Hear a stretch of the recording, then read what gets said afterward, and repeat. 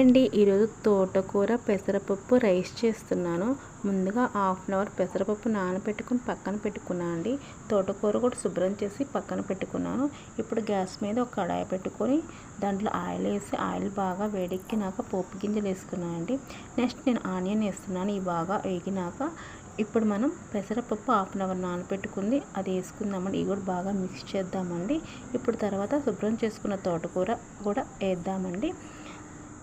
ఇప్పుడు కొంచెం పసుపు, కొంచెం సాల్ట్ వేద్దామండి. ఇవి బాగా మిక్స్ చేద్దాము. ఇప్పుడు 10-15 నిమిషాలు మూత పెట్టుకుందామండి. ఈ మూత ఆవిరికి బాగా మగ్గి పెసరపప్పు కూడా ఉడికిద్దండి. ఇప్పుడు పెసరపప్పు తోటకూర ఉడికిందండి. నేను చిల్లీ పౌడర్ వేసుకున్నాను.